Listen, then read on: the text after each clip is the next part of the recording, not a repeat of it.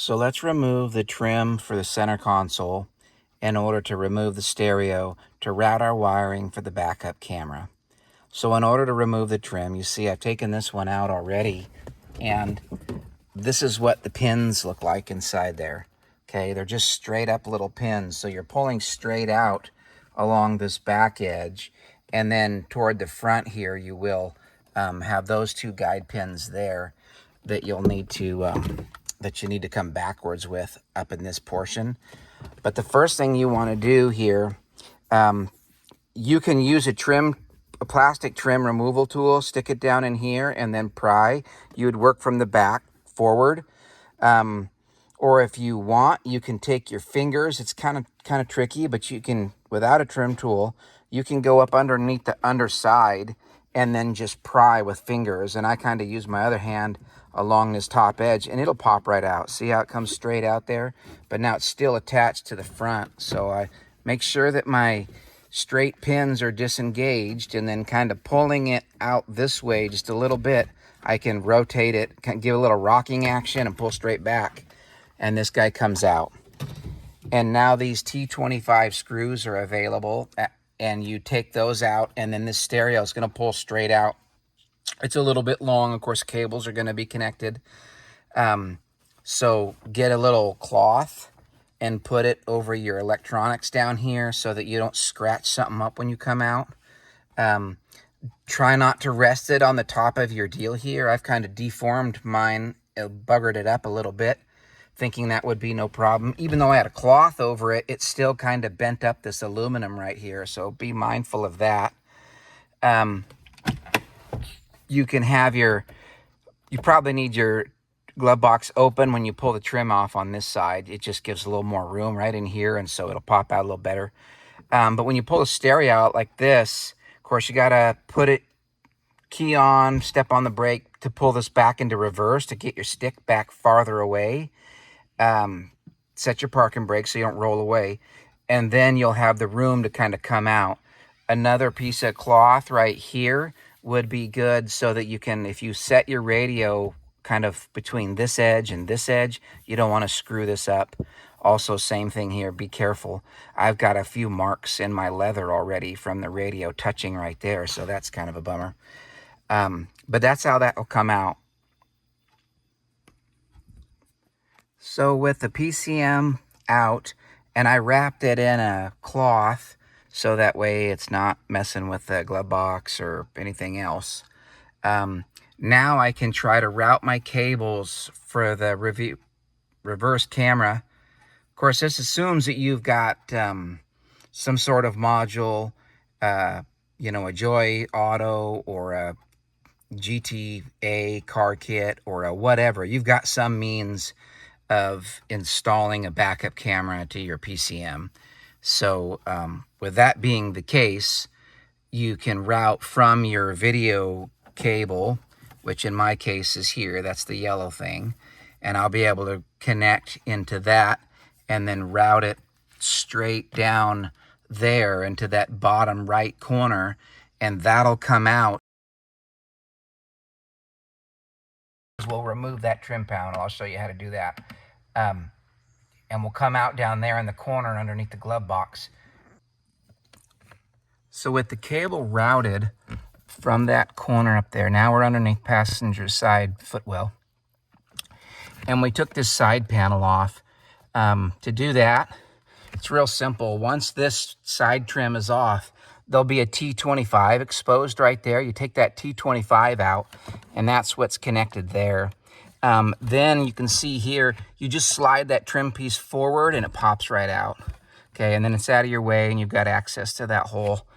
So I routed that backup camera through there. I'm gonna route my backup camera. I'll pull the top edge of that trim apart, and you can see you'll just be able to grab it and pull it backwards. It'll come out of there. And just pull it backwards and get it routed around that top edge and come back here, and I'll just go underneath here. This piece of trim, it just pulls straight up. So I started at this edge and kind of just got my fingers under each side of it and pull up, gentle, pull up, pull up, pull up, pull up, and it just pops right out. here's an idea what those clips look like. See that? They're just straight clips. There's no forward or backward slide or any of that. Just pull straight up and it'll come out of there. Go easy. So with the carpet pulled back, I went ahead and routed back like through that little gap right there behind this metal. I don't know that was necessary, but I wanted it clean. And I'm routing it back there. And then I'm going behind that big red cable, behind this big wire loom with my red and black cable, and I'll route that all the way over from there. And again, it was just grab the top edge of the carpet and pull it straight back. So the covered carpet piece that goes over your fuse box right here, if you just pull on the bottom of it, and you can get it to pop up and pull out. And then this clip here, it goes up into that. That might be a hassle trying to reconnect that. But I routed my cables back behind here, behind this wire loom, so it wasn't me pressing over the top of anything. Back behind there. And then I just detached the carpet from the catch right here. Hopefully that won't be too hard. And then I went underneath this little plastic tab here. And then there's a little divot right here that I just routed my cable all the way along to the back. And the idea will be to go underneath this trim piece without having to take it off. So from this door, the edge of the back of the door, I'm gonna route up underneath the edge of this trim all the way back up to this spot here. And you see that I got a cable tie hanging out right there? Well, in my cabriolet, that was easy to get to by raising, kind of lowering the top to that spot. These wings, you know, they rotate. So when it was rotated at that amount, you see this, this plastic right here. That's the interior panel. So if you can get down up against that, I just took a yardstick and I just used a duct tape to tape a cable tie at the end of it with the, my cable ties are bent on one end, so I made sure it was poking out, and it just easily poked right out there. So I'm going to tape my wire to that and then use this yardstick as a fish to get it up to me. Position my top to be up like this so this hardware would be out of the way. And then I finished routing. I probably could have just gone to this position to begin with, so probably recommend that. Those two cables down there that are held by that little clip, I went underneath those with my cable. And you see that plastic tray that's kind of in there? Well, that tray is like a drip pan kind of a deal. Your convertible top will fold down into that when you're all the way open. So I didn't want my cable to route up in through that. I wanted it to route back behind it, underneath it, you know, toward the side of the car. So I went on that outside edge there all the way up. And it gets to a part here where you can see there's the carpet where the light's at. That carpet pulls up real easy with your finger. You just reach in with one hand, and you can route that all the way back to where this little wire retainer cable is. There's a little tab on the carpet you can pull up around that retainer tab, route the wire behind back there with light set, and then get it to come up right here in this opening. What you're trying to get to, you see my cable coming up there, and you see that little oval shaped hole thing poking out. I'm going to try to route my cables through that hole, and I want to thank another YouTuber for pointing that location out. It was really helpful for his video. I'll try to put a link to that so you can watch his installation as well. Really appreciate him for hat tip on this location. I had removed this clamp for the seat. It's a T30, goes right on the end of that, and that gave me more flex on my panel, although I don't know that that was really necessary. To remove your tail lamp, you'll need to raise your spoiler to get access to this panel.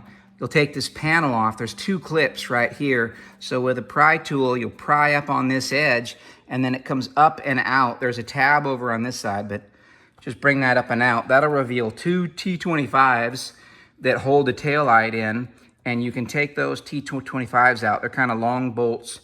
Once those are out, this tail light will slide straight backwards. So I squeezed that plastic plug with a pair of pliers like this, right? I just went down in there and grabbed it and was squeezing and pushing, and it didn't go through, but it did squeeze it down a little. So then I just took this Torx, it's just a push tool. This is probably 8 inches, 9 inches long. And I just stuck it down in there on it. And then, you know, with my tool up like that, and then I just pushed.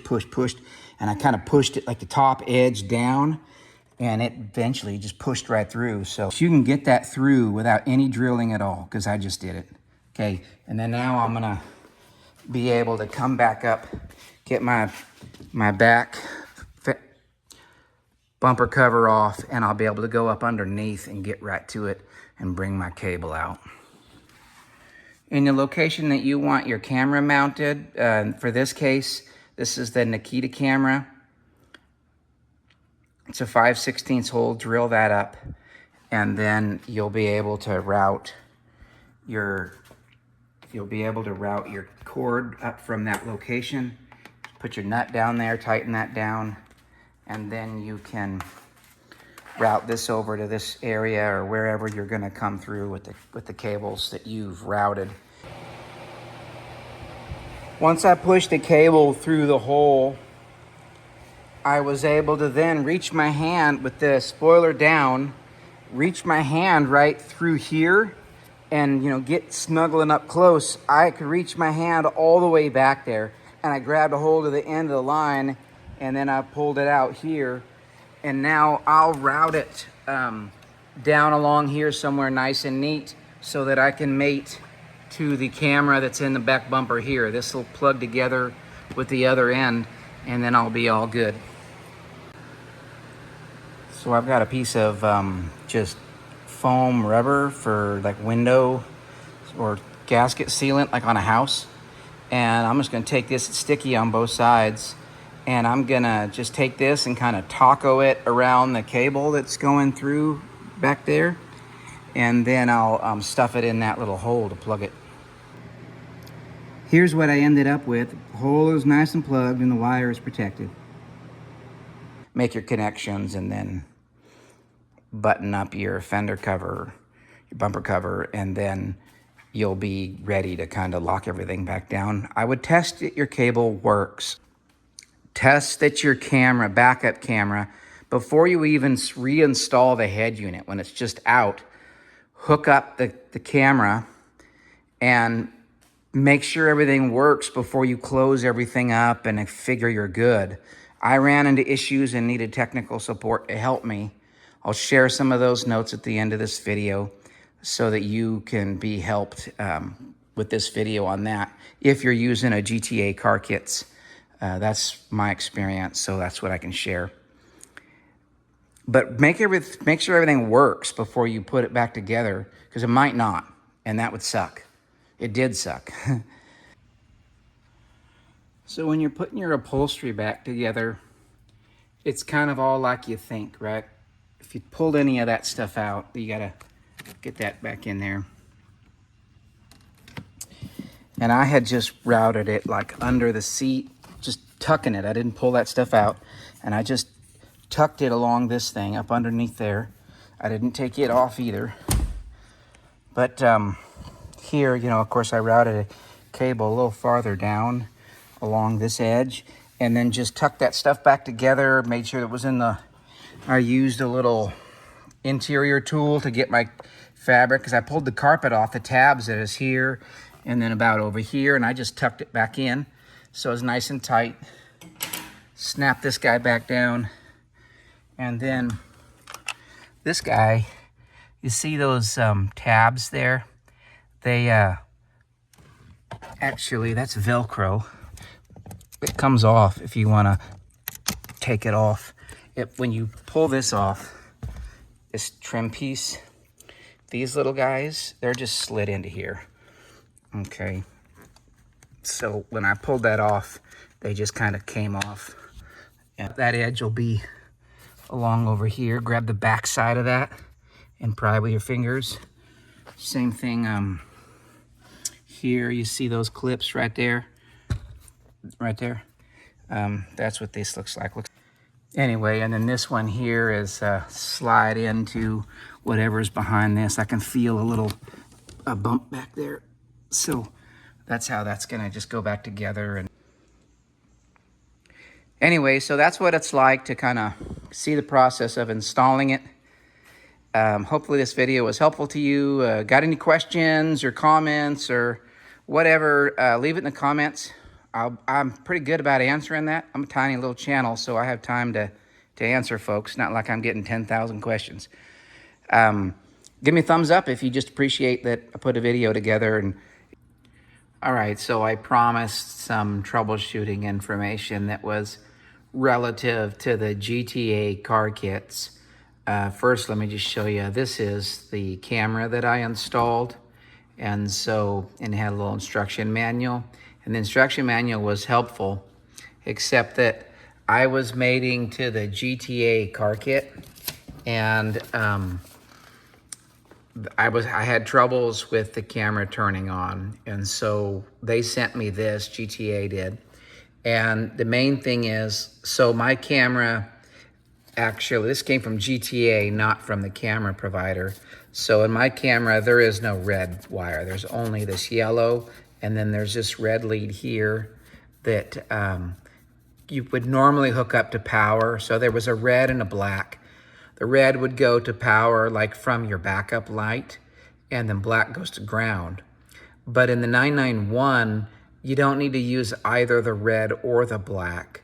You'll need to route them back to the end of the car because just the way the kit or the camera is made, but you'll end up taping it off and not using them. Be sure that you do tape off the red wire, because once you make a connection at the back of the PCM or the stereo, that red wire will be hot with 12 volts power, and you don't want that to ground out on something. So be sure you do tape that off, but you won't hook it to anything else. Okay, you will not be hooking up the red or the black for your camera. What you'll be doing is you'll install the camera will come all the way up to back behind the stereo. You'll plug your yellow RCA into the video output for the GTA car kit, and there's a red wire that comes off of at this end behind the stereo. You will connect that red wire. You'll connect it to the blue wire that's on the GTA car kit. That's going to provide 12 volts of power to the camera, so that you're getting your power here. That's why you don't need it at the end that's backed by the camera itself in the back of the car. And that's why you tape that up. So the other thing you're going to want to do for your GTA car kit, to be sure you're set up correctly, in addition to using the special information, the special connections for the video camera, you're going to want to go into the menu of GTA and set the settings there. So from this screen, you press home, and that takes you to what they call the back end of the GTA car kits. If you're already at this screen for whatever reason, you just need to press settings, okay? And then you need to press advanced features, and then you need to make sure these settings are like this. So you can choose whether or not you want the parking guideline on and the park distance control, but the aftermarket camera, original camera, that needs to be off. And the rear camera, 360 panoramic, that should also be off, okay? And I think that was the main two. Yeah, that's the main two things you need to worry about, is that actually it doesn't make a whole lot of sense, right? You just installed a backup camera. You wouldn't think that both camera settings should be turned off, but they do, okay? And so that makes a difference. And then you should be okay. Those settings threw me for a loop for days. And while I was getting support from GTA car kits, they were pretty decent. They are particular. They want you to buy the kit from them directly on their website, which is $599. But I got a kit that was from Suncoast Porsche. And I just told them, hey, I don't have an invoice number for GTA, because that's the first thing they'll ask you. If you want support, they'll say, well, you got to give us an order number in order for us to help you. Otherwise, we're not gonna. I said, well, I bought this from Suncoast. I don't have an order number. And then they totally helped me and we're fine. I think they're just trying to protect against not providing support for the ISUDAR people. And because there's a knockoff kit out there you can get on Amazon for half the price of the GTA car kit. And I think they don't want to help those people. That's my guess. So anyway, that's how you go into those settings. There's a backup button here that you can press, but notice this, sometimes it doesn't work. Like it does sometimes, and then other times it don't. But, you know, the backup button on your actual PCM, it always works. So you can just keep backing up. And then if you need to go back into your deal, you just hold down the info button for a little bit, and then, and then it goes to that menu, and I can tell it to go back to CarPlay. And so there you go. That's the main thing for installing a backup camera.